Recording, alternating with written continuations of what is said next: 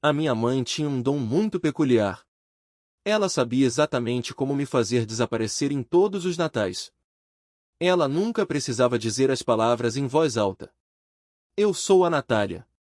Eu tenho 34 anos.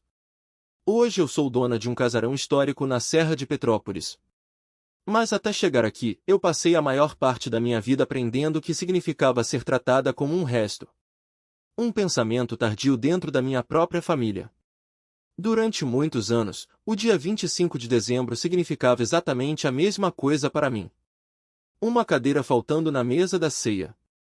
Um presente comprado de última hora nas lojas americanas. Isso quando havia algum presente. Sempre havia uma desculpa educada sobre como todos achavam que eu estava ocupada. Ou dormindo. Ou trabalhando. Era como se eu tivesse simplesmente saído da foto da família por conta própria. O Natal passado foi o ano em que eu finalmente parei de fingir que aquilo era um acidente. Eu dirigi 5 horas debaixo de uma chuva torrencial de verão. Eu saí de São Paulo e fui até a casa deles no interior. O meu porta-malas estava cheio de presentes caros. Eu cheguei lá e encontrei a casa brilhando de luz. Havia música sertaneja tocando alto. Havia risadas. Claramente não havia mais espaço nenhum para mim. Quando a porta se abriu, eu fui recebida com uma surpresa muito amarga. A expressão deles parecia muito mais com irritação do que com saudade. Eu fiquei parada ali na varanda molhada. Eu segurava sacolas pesadas nas duas mãos. A pessoa que mais deveria me querer ali agia como se eu fosse uma intrusa. Como se eu tivesse aparecido sem convite na festa de um estranho. Aquela foi a noite em que algo dentro de mim morreu. Algo ficou completamente em silêncio. Então, este ano, eu comprei para mim mesma algo que ninguém daquela família poderia roubar o crédito. Um casarão de época. Paredes grossas de pedra do tempo do Império. Portões altos de ferro forjado. E silêncio suficiente para eu finalmente conseguir escutar os meus próprios pensamentos. Eu achei que isso seria o fim da história. Eu achei que a distância seria o bastante. Eu achei que a papelada e os portões trancados seriam suficientes. Eu estava completamente errada. Porque no momento em que eles descobriram que eu tinha algo bonito, algo valioso, algo que eles poderiam usar, eles se lembraram de mim de uma vez só. E quando eles vieram até o meu portão, eles não vieram com pedidos de desculpas. Eles vieram com um chaveiro profissional. Eles vieram com uma história inventada. Eles vieram com um plano que teria destruído a minha vida se eu ainda fosse a mulher fraca que eles pensavam que eu era. Antes de eu contar como eles me encontraram, eu preciso explicar uma coisa. Eu não comprei o casarão em Petrópolis porque eu queria me sentir rica.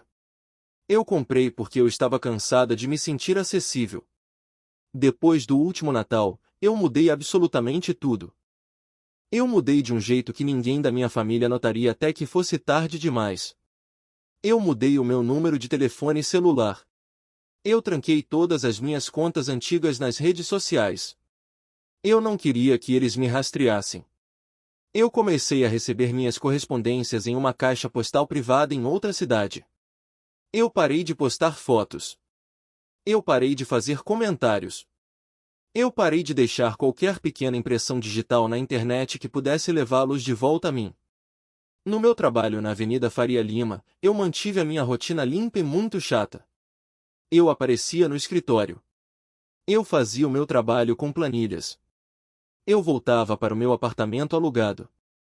Eu passava as noites construindo a única coisa que eu nunca tive naquela família. Um plano que pertencia única e exclusivamente a mim. O casarão me encontrou no final do outono.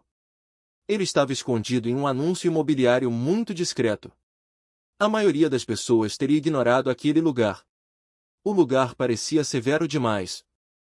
Velho demais. Isolado demais. A casa ficava no alto de uma colina nos arredores do centro histórico. Ela era cercada por árvores centenárias. A propriedade tinha um portão de ferro na entrada e terras suficientes para fazer o resto do mundo parecer muito distante. Os moradores locais chamavam o lugar de Casarão dos Pinheiros Negros. A propriedade vinha com camadas infinitas de proteção legal. O casarão era tombado pelo Instituto do Patrimônio Histórico. A maioria dos compradores teria visto apenas burocracia e dor de cabeça. Eu vi uma armadura. Eu comprei a casa através de uma estrutura de holding patrimonial.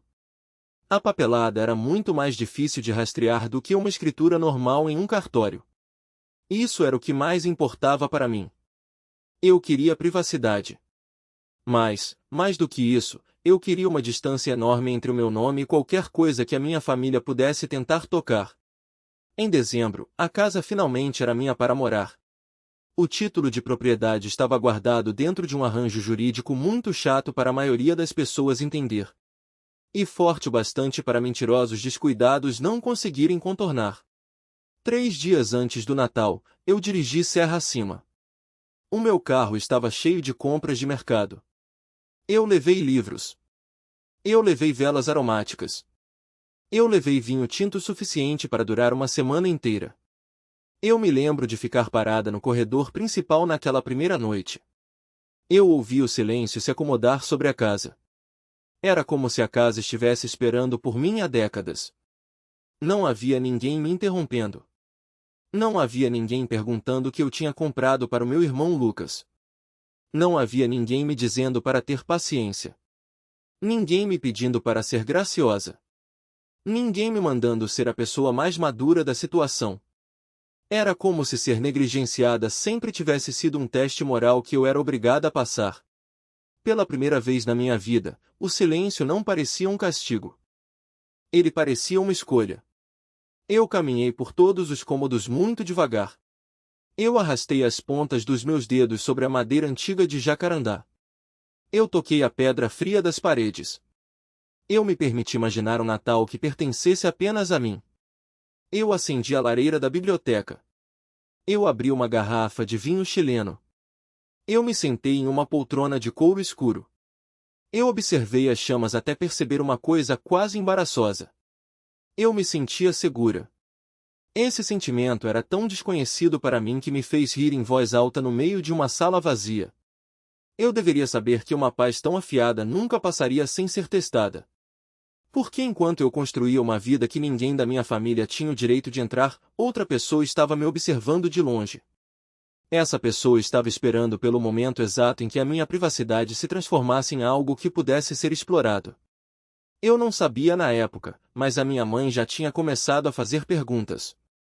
Ela já tinha começado a dizer aos parentes que eu estava me isolando. Ela já estava plantando a ideia de que eu tinha me tornado instável. Que eu estava cheia de segredos. Que eu estava difícil de lidar. Em outras palavras, ela estava me pintando como o tipo exato de mulher que as pessoas param de acreditar quando diz que está em perigo. Esse sempre foi o truque favorito dela. Ela nunca precisou me bater. Ela nunca precisou gritar comigo em público. Ela só precisava contar a versão dela da história primeiro. E na tarde do dia 23 de dezembro, ela estava pronta para contar mais uma história no meu portão da frente.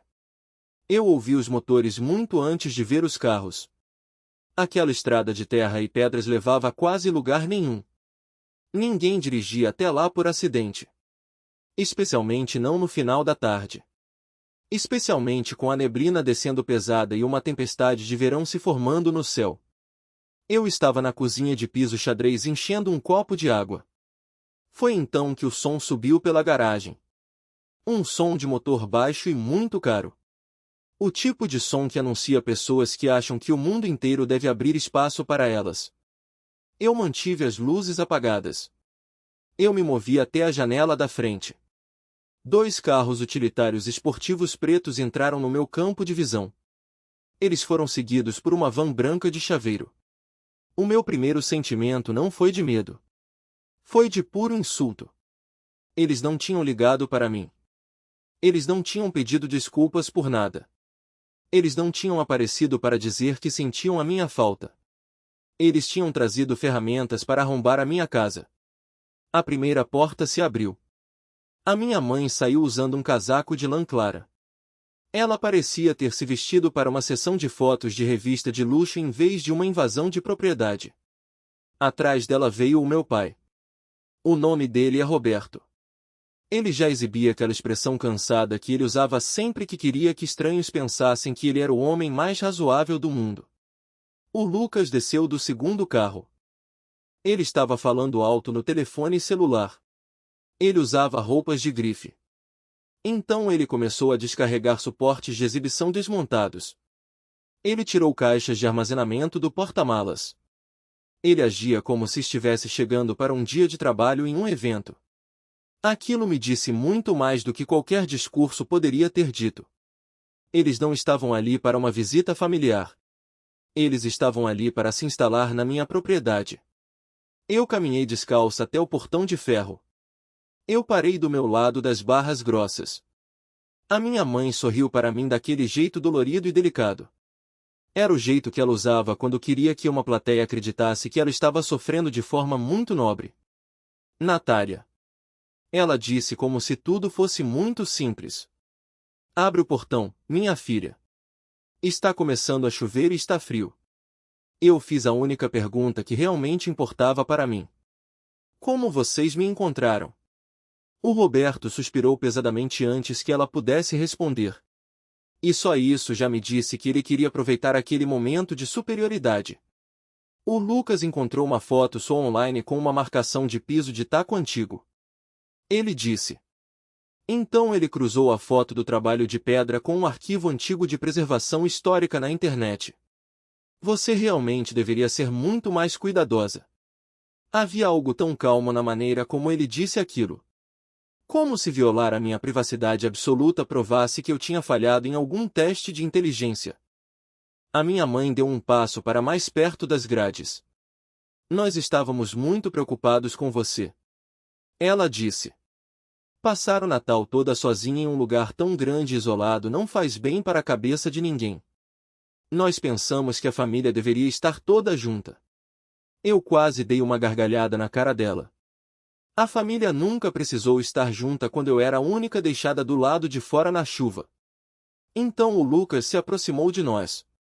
Ele segurava um documento dobrado em uma das mãos. Ele tinha um sorriso no rosto que já parecia extremamente ganancioso. Boas notícias. Ele disse alto. Nós resolvemos o seu problema de espaço ocioso. Ele pressionou a papelada contra o portão de ferro para que eu pudesse ler através das barras. O papel estava formatado como um acordo de uso residencial compartilhado. Havia linguagem jurídica sobre acesso à ala de hóspedes. Havia cláusulas sobre transbordamento de feriados familiares. Direitos de hospedagem de eventos corporativos. E proteções de ocupação de longo prazo. Na parte inferior da folha, havia uma versão da minha assinatura. Era falsa, mas era perto o suficiente da minha letra para fazer meu estômago embrulhar. O meu estômago não embrulhou porque eu achei que aquilo se sustentaria em um tribunal de verdade. Ele embrulhou porque eu soube imediatamente qual era a estratégia suja deles. A estratégia era entrar na casa primeiro. Criar uma cena emocional em segundo lugar.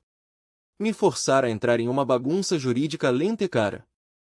Tudo isso enquanto eles transformavam a minha casa em um cenário para qualquer negócio fracassado que o Lucas estivesse tentando vender na internet naquele mês. Eu olhei diretamente para ele. Isso é falso. A minha mãe tocou o canto do olho seco com um lenço de papel. Ela se virou ligeiramente na direção do chaveiro que estava perto da van. Ela queria ter certeza de que o homem de macacão poderia ver o perfil sofredor dela. O mesmo perfil que havia garantido a simpatia de mulheres da igreja e de vizinhos durante 30 anos inteiros. Ela está muito confusa. Ela disse com a voz suave e trêmula. Ela tem estado sob muito estresse no trabalho em São Paulo. Nós estamos apenas tentando ajudar a nossa menina a se estabilizar. O chaveiro mudou de perna. Ele parecia muito desconfortável com a situação. O Roberto assumiu o controle da cena usando aquele tom baixo e profissional. O tom que o havia livrado de assumir responsabilidades durante a vida inteira. Nós temos um contrato legal e uma situação familiar delicada. Ele disse ao trabalhador. A minha filha fica sobrecarregada com facilidade. Nós estamos apenas tentando nos instalar silenciosamente para cuidar dela. Então o Lucas acenou com a cabeça na direção do teclado eletrônico do portão. O chaveiro deu um passo à frente com uma furadeira elétrica nas mãos. Foi tudo muito casual. Tudo muito cheio de direitos inventados. Eles não fingiram por muito tempo. Eles esperavam que eu entrasse em pânico. Eles queriam que eu começasse a gritar no portão. Eles queriam que eu me tornasse a mulher louca e instável que a minha mãe já havia descrito para todos.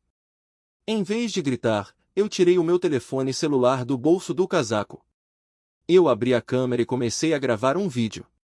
O sorriso de mártir da minha mãe vacilou pela primeira vez. O que você está fazendo, Natália? Eu mantive a câmera firme. Eu filmei a broca da furadeira. Eu filmei o logotipo da empresa na van. Eu filmei o rosto arrogante do Lucas. Eu filmei o Roberto segurando a papelada falsificada como se aquilo já fosse uma prova inquestionável. Eu estou construindo uma linha do tempo. Eu disse com a voz firme. Eu juro que houve um breve e lindo segundo ali. Um segundo em que todos os três olharam para mim como se tivessem acabado de perceber uma coisa. Eu não era mais a filha carente que ficaria ali implorando para ser aceita de volta. A viatura da Polícia Militar de Minas Gerais chegou exatamente quando o chaveiro encostou a broca na caixa de controle do portão. Eu tinha ligado para o número de emergência no momento em que a ferramenta apareceu. Por um segundo cheio de esperança, eu achei que a lei ainda saberia a grande diferença entre uma discussão familiar e uma invasão domiciliar premeditada. Mas a esperança sempre foi o erro mais caro que eu cometo perto daquelas pessoas. O sargento Costa era um homem jovem. Ele parecia frio e já estava visivelmente irritado antes mesmo de sair da viatura policial. Ele olhou para mim através das grades. Ele olhou para os carros de luxo. Ele olhou para o documento forjado na mão do Roberto. Eu podia ver o cérebro dele decidindo quase em tempo real quanto esforço ele queria gastar com aquilo. Ele presumiu que era apenas uma briga de gente rica na serra. A minha mãe foi a primeira a se mover em direção ao policial. Claro que ela foi. Ela se aproximou dele com a quantidade perfeita de tremor na voz de senhora rica. Sargento, graças a Deus o senhor chegou. Ela disse quase chorando. A nossa filha se trancou aqui e ela não está nada bem da cabeça. Nós estamos tentando falar com ela há semanas. O Roberto entregou a papelada falsa para o sargento com uma expressão de cansaço extremo. Uma expressão que sugeria que ele tinha feito tudo certo e que eu os havia forçado a criar aquela cena desagradável. O Lucas ficou no fundo, encostado nas caixas. Ele revirou os olhos como se eu estivesse dificultando a vida de todos os trabalhadores normais. Eu fiquei exatamente onde eu estava. Eu mantive o meu celular gravando tudo ao lado do meu corpo. Eu disse o meu nome completo de forma clara. Eu disse que eu era a moradora legal da casa. Eu disse que eles não tinham permissão para entrar no meu terreno. Eu disse que a assinatura naquele acordo de uso era uma falsificação grosseira. O sargento olhou para os papéis manchados de gotas de chuva. Ele olhou para mim. E então ele cometeu o mesmo erro que muitas outras pessoas já tinham cometido antes dele. Ele escolheu escutar o mentiroso mais calmo da roda. A minha mãe baixou o tom de voz e disse as palavras venenosas que eu já tinha ouvido a vida inteira. Ela fica assim agressiva quando se sente rejeitada, policial. A minha mãe sussurrou. Ela acha que tudo que a família faz é um ataque contra ela. Rejeitada. Como se a negligência profunda fosse uma emoção infantil que eu tivesse inventado do nada.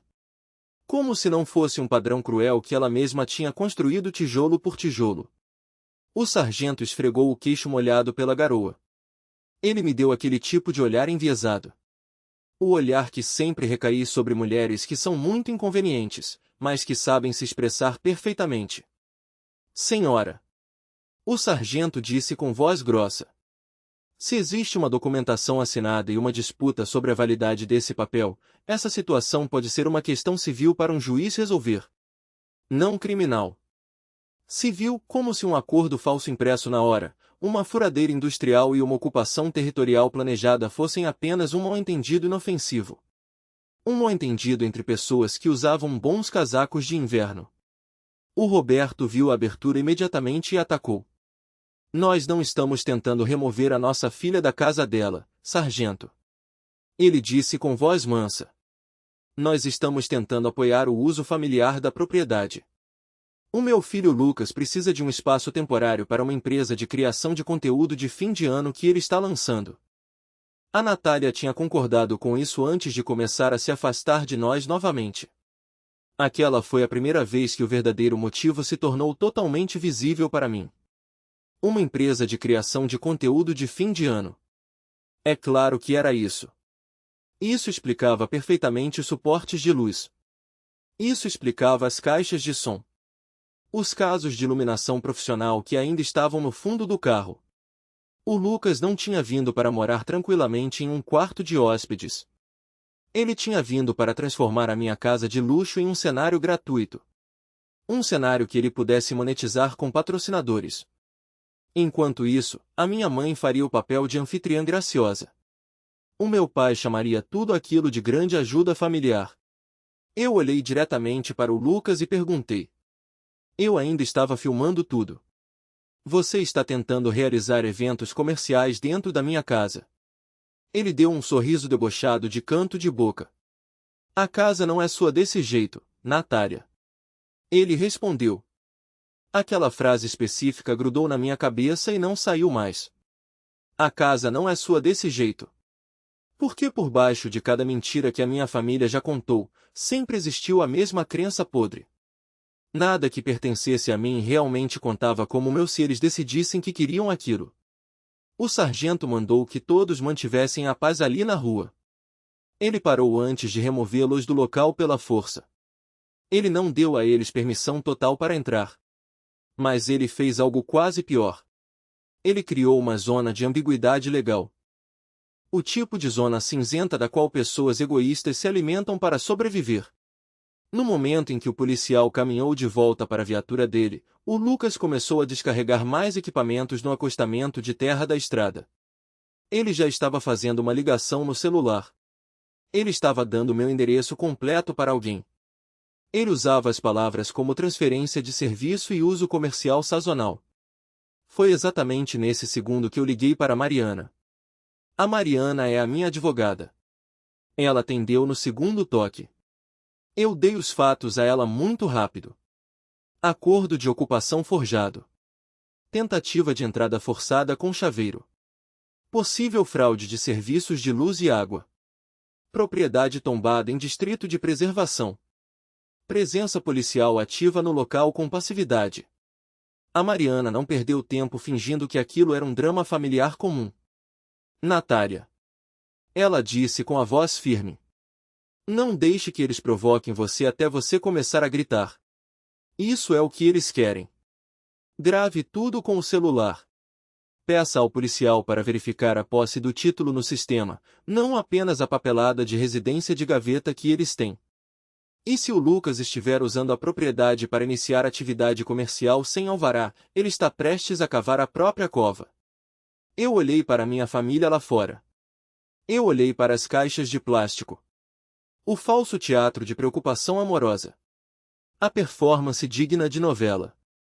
E pela primeira vez naquele dia exaustivo, eu senti algo muito mais sólido do que a raiva. Eu senti que eu tinha estrutura. Eles tinham aparecido achando que eu estava sozinha e vulnerável. O que eles tinham feito na realidade era pisar em um sistema complexo de evidências em vídeo. Leis de zoneamento estritas. Leis de títulos imobiliários que nenhum deles tinha capacidade de entender. A minha mãe viu a minha expressão facial mudar atrás do portão. Ela franziu a testa cheia de botox. Eu acho que foi naquele exato momento que ela percebeu que a arma usual dela não funcionaria mais. A minha arma antiga era o meu silêncio e o meu choro. Eu não estava chorando. A Mariana não apareceu pessoalmente naquela tarde de neblina. Mas ela fez algo imensamente melhor. Ela ligou diretamente para a delegacia central e falou com o superior do sargento. Em seguida, ela enviou documentos certificados de título de propriedade por e-mail para o departamento da polícia. Tudo isso enquanto eu ficava parada no frio cortante da serra. Eu apenas observava a minha família interpretar a inocência ao lado de uma van de chaveiro confuso. 10 minutos depois, o clima na estrada mudou completamente. Não mudou de uma vez só. E essa foi a parte mais deliciosa de assistir. A atmosfera mudou lentamente, como uma grossa camada de gelo rachando sob o peso de um caminhão. O sargento caminhou de volta em direção ao meu portão com uma nova postura. O corpo dele estava muito mais rígido. Ele pediu ao Roberto que lhe entregasse o suposto acordo de moradia novamente. Então o policial fez uma pergunta para a qual o meu pai claramente não tinha se preparado. Senhor Roberto, se a sua filha assinou este papel como sendo a proprietária única do imóvel, por que o título da casa está registrado no nome de uma truste de patrimônio residencial histórico? O Roberto piscou os olhos rapidamente. O Lucas parou de mexer nas caixas. A minha mãe realmente perdeu a expressão facial compassiva por um segundo inteiro antes de colocá-la de volta no rosto. O sargento continuou a falar. Agora ele falava com aquela paciência forçada. A paciência que as autoridades usam quando percebem que algum espertinho tentou arrastá-los para dentro de um crime. A senhora Natália é a beneficiária residente e ocupante legal pela holding. O policial explicou. Ela não é a proprietária titular de forma individual do jeito que este documento fajuto afirma. Isso significa que o acordo do senhor tem um problema de validade gigantesco. E isso antes mesmo de nós chegarmos à questão da assinatura supostamente falsa que ela contesta. A Mariana então se juntou à conversa pelo alto-falante do meu celular. Ouvir a minha advogada desmontar a minha família peça por peça foi uma experiência quase luxuosa. Ela explicou com termos jurídicos que ninguém ali tinha autoridade para criar direitos de ocupação privada contra a empresa detentora da posse. Ela explicou que qualquer uso comercial planejado em um distrito de preservação histórica do IFAM sem aprovação prévia desencadearia multas federais altíssimas. Ela explicou que, se o Lucas já tivesse iniciado processos de transferência de contas de luz, internet ou serviços usando os meus dados pessoais, o assunto já tinha ultrapassado a linha de um mal-entendido de Natal. O assunto agora era fraude de identidade. A minha mãe tentou interromper a advogada. Ela balbuciou algo sobre generosidade de mãe e preocupação de sangue. Mas a Mariana cortou a voz dela de forma limpa e afiada. Preocupação de mãe não chega na porta da filha acompanhada de uma furadeira industrial. Ela disse. Por um longo momento de tensão, ninguém falou absolutamente nada. A chuva começou a cair mais forte, molhando os casacos caros deles. O sargento finalmente ordenou que todos eles deixassem o perímetro imediatamente.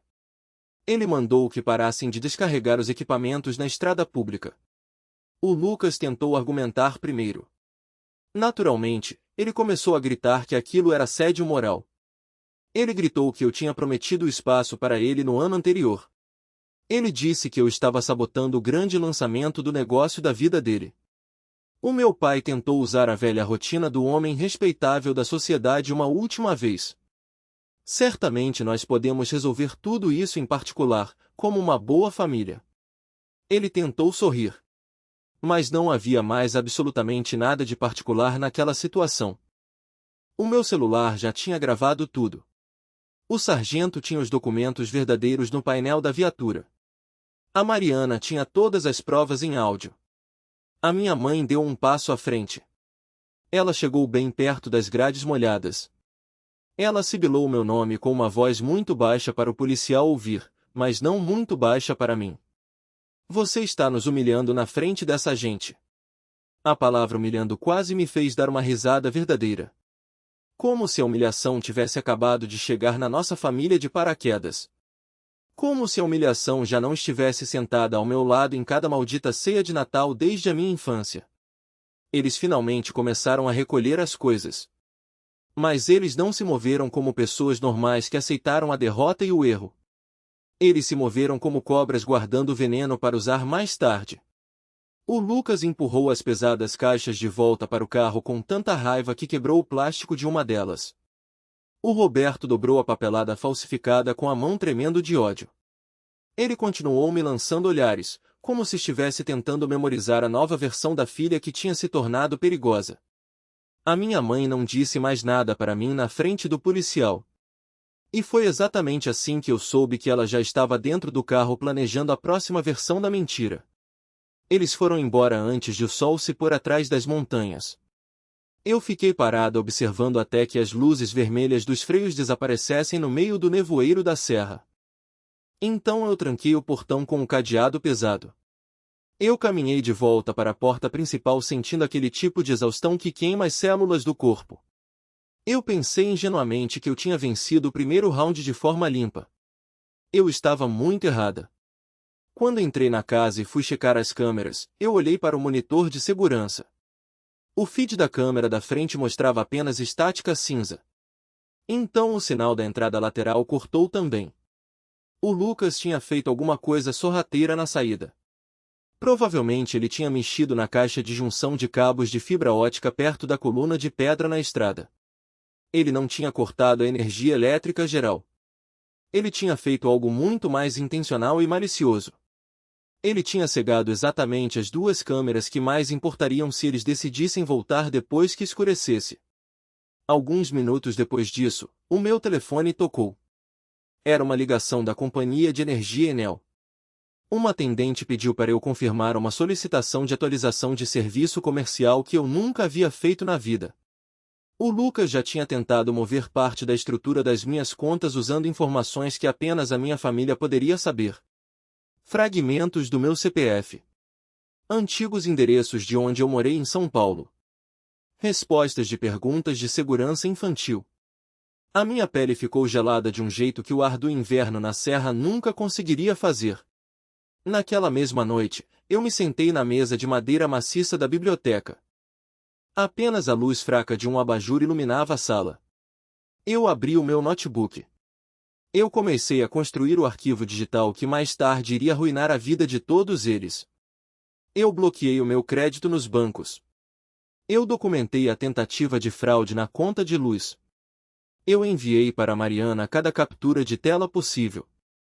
Eu abri um boletim de ocorrência eletrônico por tentativa de roubo de identidade e falsidade ideológica.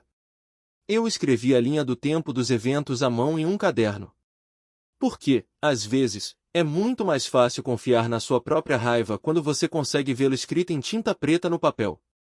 E em algum momento depois da meia-noite, enquanto a lareira queimava os últimos troncos e a casa velha estalava ao meu redor, eu percebi uma verdade muito simples e muito feia. Eles não tinham dirigido até a minha casa porque me amavam. Eles não sentiam saudades. Eles tinham vindo porque eu finalmente tinha construído algo tão longe do controle deles, que a única maneira que eles encontravam de lidar com isso era tomando a minha casa de mim. Esse tipo de desespero doentio não vai embora de forma silenciosa. Ele circula a presa. Ele retorna quando a presa dorme.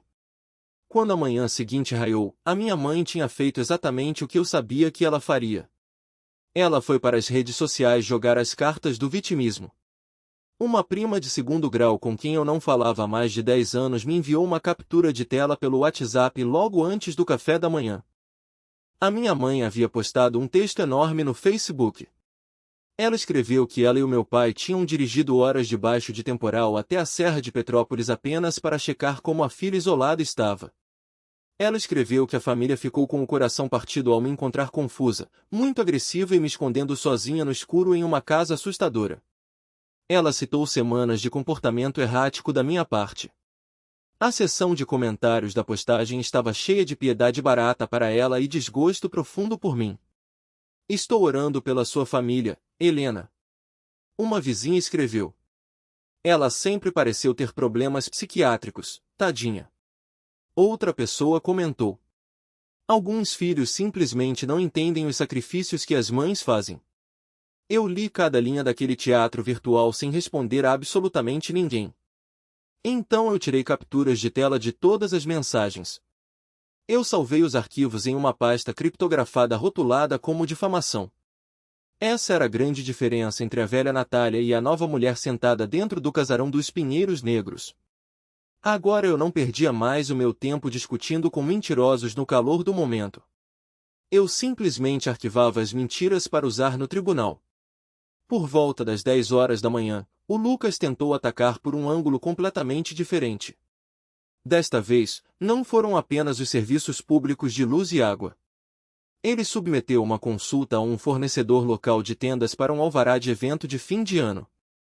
Ele usou o meu endereço residencial e uma versão ligeiramente alterada do meu nome. Ele provavelmente esperava estabelecer um rastro de papel falso.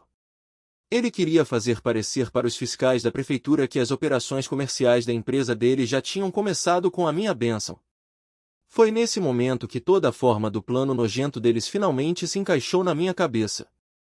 O Lucas estava afundando financeiramente em dívidas na capital. Ele precisava de um local luxuoso de forma urgente para tentar faturar com patrocinadores no Natal. A minha mãe queria manter a imagem social inabalável de um Natal em família estilo capa de revista, com ela posando como o rosto principal do amor e da tradição. O meu pai queria que a coisa toda fosse enquadrada como um simples arranjo cooperativo de família.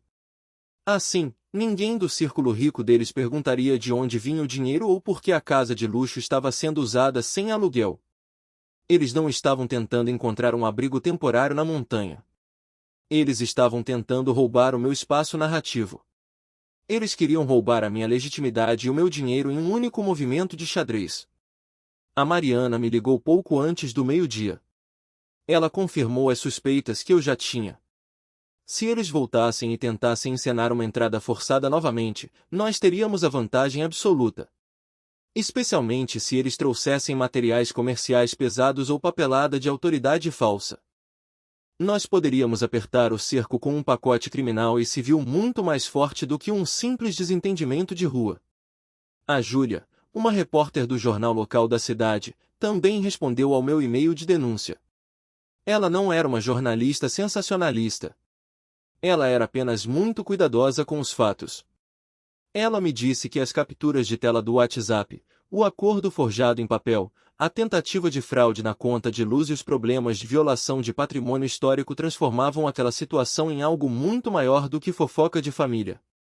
Se eu pudesse provar a intenção real e a conduta repetida de invasão, seria uma grande matéria de capa.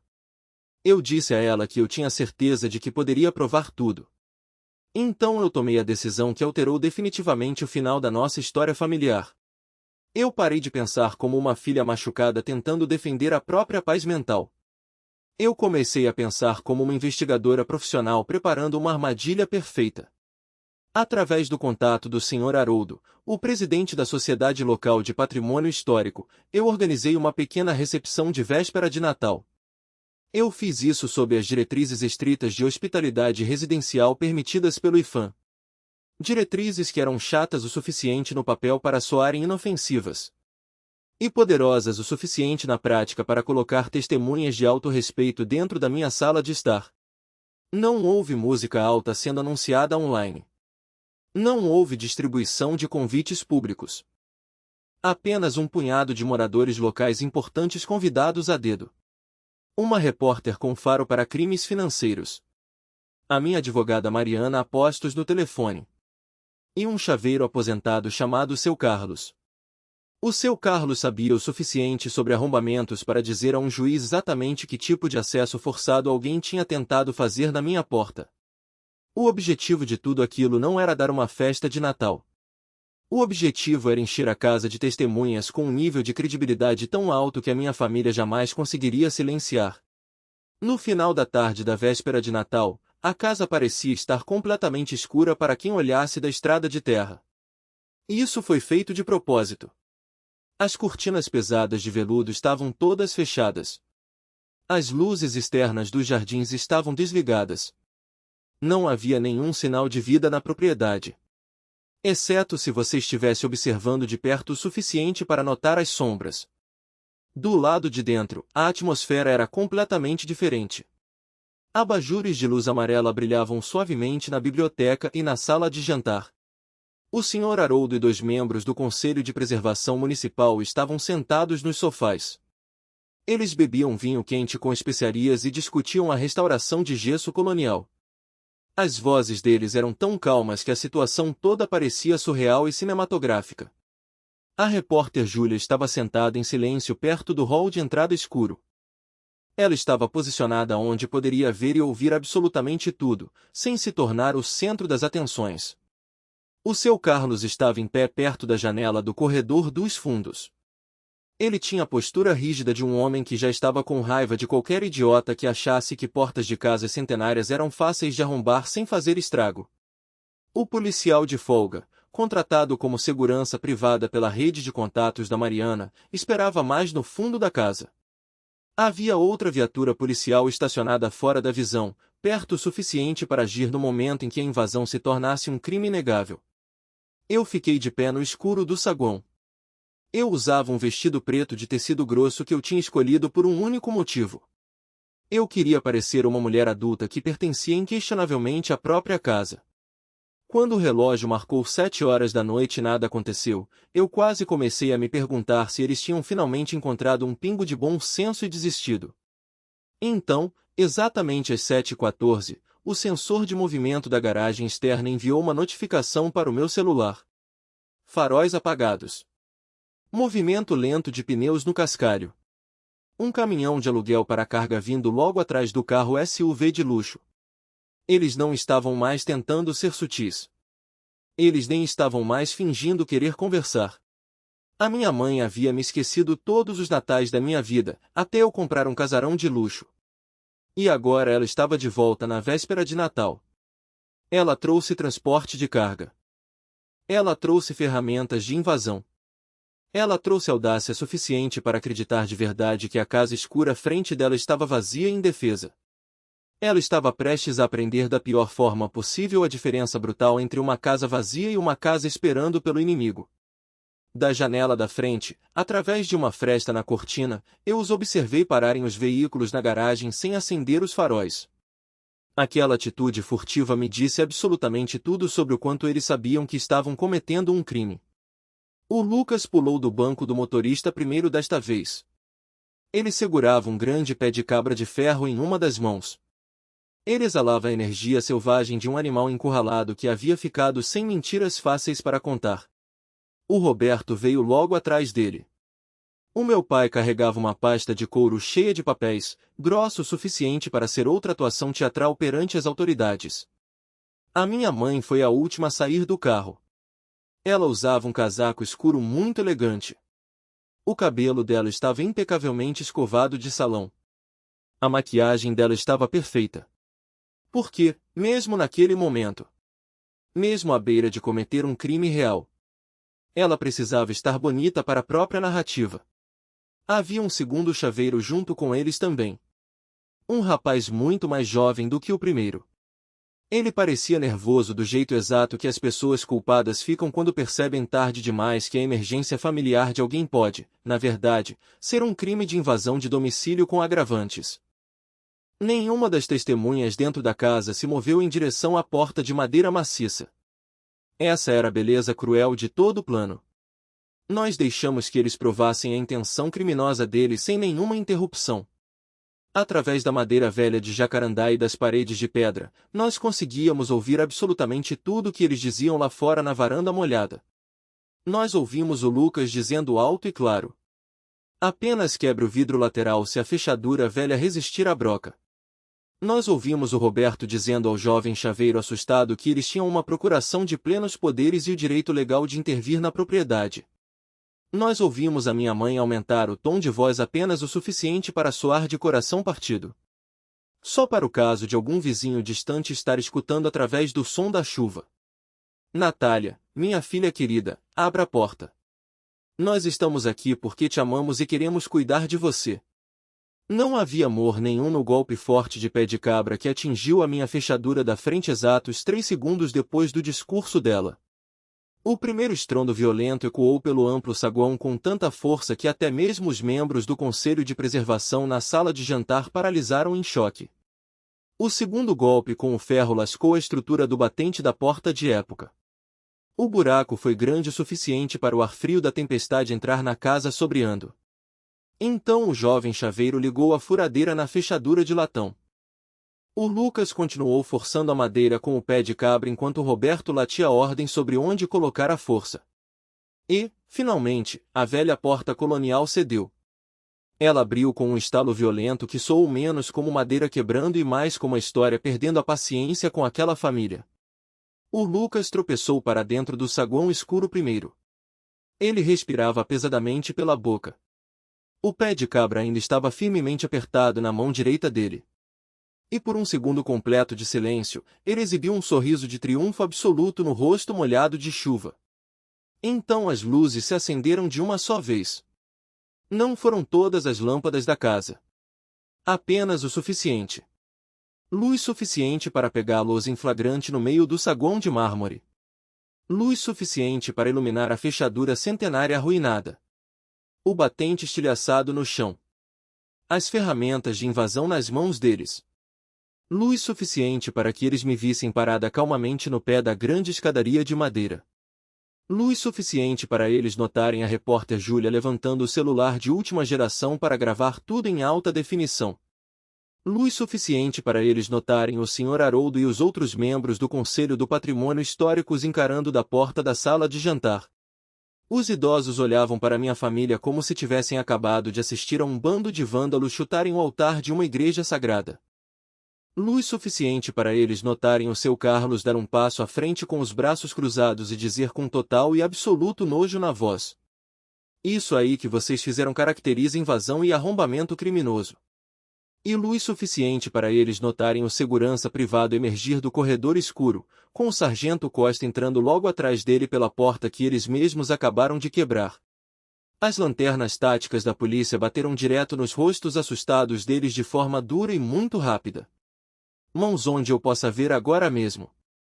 Larguem tudo no chão." O policial gritou. O Lucas congelou primeiro. Os olhos dele estavam arregalados de pânico. O meu pai não congelou. O meu pai tentou um último giro de manipulação desesperada. Ele acenou com a pasta de couro e começou a falar rápido demais, cuspindo as palavras. "Nós temos autoridade médica para estar aqui, sargento. Ela está mentalmente instável. Ela está se isolando do mundo. Nós somos os pais dela. Nós somos a família."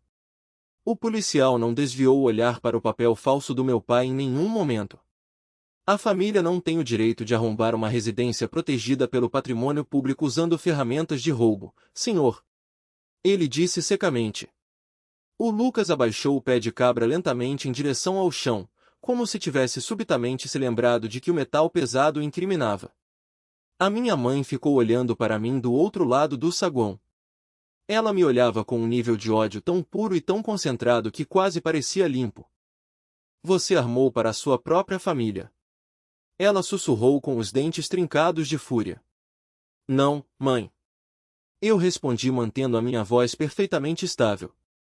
"Eu não armei para vocês. Eu apenas documentei quem vocês realmente são." A Mariana entrou na sala naquele exato momento. Ela estava tão calma quanto uma manhã de inverno. Ela tirou a pasta de couro da mão suada do Roberto com um movimento rápido. Autoridade de emergência falsa impressa da internet. Inválida na sua essência. A advogada disse depois de uma leitura rápida de 2 segundos. Padrão de execução jurídica completamente errado. Estrutura de testemunhas inválida.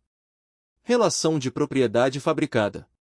Vocês 3 realmente cometeram um crime grave de invasão usando uma papelada que o filho de vocês baixou do Google.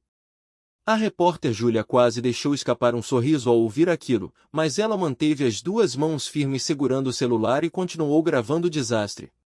A minha mãe, desesperada, tentou mudar o ângulo da situação mais uma vez. Ela começou a chorar. Ela chorava de forma alta e comovente. Lágrimas perfeitas escorriam pelo rosto maquiado. Era exatamente o mesmo show que ela sempre fazia quando precisava que pessoas estranhas vissem dor e pena em vez da manipulação suja dela. Mas desta vez, o público cativo tinha o contexto completo da verdade. A Júlia tinha os prints da postagem mentirosa do Facebook no bloco de notas. A Mariana tinha a cópia do acordo forjado de ocupação. Eu tinha os e-mails com a trilha da fraude de identidade na conta de luz. O seu Carlos tinha a linha do tempo anterior sobre a invasão do portão. O Sr. Haroldo já tinha visto as caixas comerciais de evento na primeira visita e sabia exatamente que tipo de violação de patrimônio o Lucas pretendia instalar ali. O meu pai engoliu em seco e tentou alcançar o controle da narrativa mais uma vez, falhando miseravelmente. "Sargento, isso já foi longe demais." Ele disse com a voz tremendo de humilhação. "Natália, filha, diga a eles que nós só viemos aqui para conversar e fazer as pazes no Natal." Eu olhei o meu pai profundamente nos olhos. Naquele segundo, eu me lembrei de cada mesa de ceia de Natal onde eu havia me sentido menor do que o espaço vazio ao meu lado. Então eu respirei fundo e disse a coisa mais verdadeira que eu conhecia na vida. As pessoas que vêm na véspera de Natal para conversar, pai, não trazem um pé de cabra na mão. O sargento se moveu primeiro em direção ao Lucas. O meu irmão entrou em pânico exatamente no momento em que a calma importava mais. Ele se virou bruscamente como se fosse correr em direção à porta aberta para a chuva. O policial o agarrou pelo colarinho antes que ele pudesse dar 2 passos. O pé de cabra caiu e atingiu o chão de mármore com um estrondo de metal tão definitivo que a minha mãe realmente soltou um grito abafado de horror. O som metálico das algemas clicando em torno dos pulsos do Lucas ecoou pela sala. O meu pai começou a protestar em voz alta. Ele protestou com ainda mais força quando o policial ordenou que ele se virasse e colocasse as mãos para trás também. Formação de quadrilha. Invasão de propriedade privada. Arrombamento com destruição de patrimônio tombado. Falsificação de documentos. Tentativa de ocupação fraudulenta. O sargento listou os crimes com aquela voz monótona de aplicação da lei. Aquele tom de voz profissional que arranca de um criminoso todas as histórias bonitas que ele costuma contar sobre si mesmo no espelho. O Roberto parecia absolutamente atordoado. Ele tinha os olhos arregalados de descrença. Era como se as consequências legais fossem algo que sempre acontecia com homens pobres e sem estudo. Nunca com um homem de negócios aposentado como ele. A minha mãe ficou de pé sozinha no centro do meu saguão em ruínas. Ela ainda não estava algemada. Ela olhava desesperada para a porta centenária quebrada. Ela olhava para as testemunhas silenciosas. Ela olhava para mim. Ela tentou um último golpe cruel e baixo. Porque a crueldade verbal era o único idioma que ela realmente havia dominado na vida. Depois de tudo que eu fiz por você a vida inteira. Depois que eu te criei. É assim que você me paga, sua ingrata. Ela cuspiu as palavras. Eu dei um passo para mais perto dela. A casa estava quente e segura atrás de mim. O vento frio e a neve derretida da chuva entravam pelas bordas da porta estilhaçada. E pela primeira vez em todos os meus 34 anos de vida, eu não ouvi as palavras nojentas dela como se fossem uma verdade divina. Eu não senti o peso do dever filial. Eu não senti culpa cristã. Eu ouvi as palavras dela apenas como a evidência triste de uma pessoa que só conseguia lembrar que eu existia quando queria ter acesso gratuito a algo que eu havia conquistado com o meu próprio dinheiro. Tudo o que você já fez por mim na vida veio com um recibo de cobrança anexado na testa, mãe. Eu disse a ela, olhando nos olhos pintados. O amor verdadeiro não invade a casa dos outros no escuro. O amor verdadeiro não falsifica assinaturas em contratos. O amor não espera até a véspera de Natal para descobrir se a propriedade de uma filha pode ser transformada em lucro fácil para o filho favorito. Então o policial tocou no ombro dela e mandou que ela se virasse e colocasse as mãos para trás. E ela obedeceu. Ela se virou muito lentamente. O rosto dela era uma máscara de pura descrença. Era como se o universo inteiro tivesse falhado de alguma forma bizarra em reconhecer a mulher superior que ela sempre achou que era. Quando o metal frio das algemas se fechou nos pulsos finos dela, o som pareceu menor do que eu esperava. Não foi um som dramático de novela. Não foi nada cinematográfico. Foi apenas um som muito preciso e seco. E foi exatamente isso que tornou aquele momento tão profundamente satisfatório para minha alma. Aquilo não era vingança disfarçada de causa emocional. Aquilo era vingança executada com precisão cirúrgica. Um por um, a minha família foi escoltada para fora debaixo de chuva. Eles passaram pelas colunas de pedra imperiais. Eles pisaram sobre a soleira quebrada que eles mesmos haviam destruído minutos antes. Eles passaram pelas testemunhas respeitáveis que eles não tinham mais como encantar com sorrisos falsos. Eles caminharam na lama até as viaturas da polícia que os aguardavam no final da longa garagem escura. O Lucas foi o primeiro a começar a chorar como uma criança assustada. A minha mãe continuou exigindo histericamente ter uma conversa particular em família com o delegado. O meu pai não disse quase mais nada. Ele finalmente calou a boca quando percebeu que ninguém ali se importava com o quão razoável ou rico ele parecia ser sob os faróis da polícia. A repórter Júlia ficou no casarão por mais 2 horas na madrugada para confirmar as linhas do tempo dos fatos e recolher os depoimentos finais. E quando a manhã de Natal finalmente chegou a Petrópolis, a história estampada nos portais locais de notícias não era mais sobre uma família preocupada tentando salvar uma filha problemática e reclusa.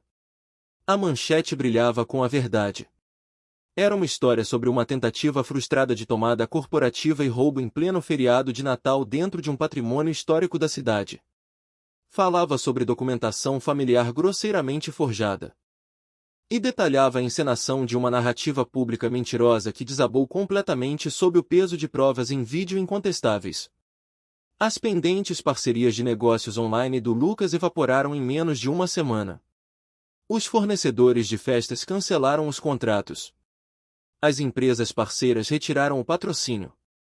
As contas nas redes sociais ligadas à falsa agência de eventos de luxo dele foram denunciadas por fraude em massa e suspensas permanentemente da internet. O meu pai, Roberto, passou o início do ano novo inteiro derramando dinheiro na conta de advogados criminais muito caros. Ele passou o mês de janeiro tentando não ser indiciado formalmente, em vez de passar os dias tentando controlar as pessoas ao redor dele. E a minha mãe, a matriarca Helena. Aquela que havia construído quase 100% da sua identidade baseada na imagem de ser vista pela sociedade como uma mulher amorosa, elegante e totalmente inquestionável. Ela agora tinha que viver em uma cidade inteira que sabia exatamente qual era o valor real de cada lágrima falsa que ela derramava. Mais tarde naquela mesma noite de véspera de Natal, depois que a poeira baixou, depois que todos os longos depoimentos à polícia foram tomados e assinados, depois que as viaturas foram embora para a delegacia levando os invasores, e depois que o seu Carlos colocou uma tábua provisória de madeira pesada sobre a porta arruinada para manter o vento frio do lado de fora, eu fiquei sozinha no meio do casarão. Eu fiquei parada ao lado da grande árvore de Natal que eu mesma havia decorado no salão principal. Eu tinha uma taça de vinho na mão. O silêncio que eu tinha desejado desde o primeiro dia finalmente havia retornado para mim. A lição profunda que ficou marcada na minha pele não foi apenas que estabelecer limites rigorosos é algo que importa muito na vida adulta. A lição foi entender que algumas pessoas tóxicas vão chamar os seus limites de crueldade pura. Elas vão dizer que você é egoísta. E elas vão fazer isso pelo simples fato de que a sua antiga obediência cega costumava ser muito lucrativa para elas.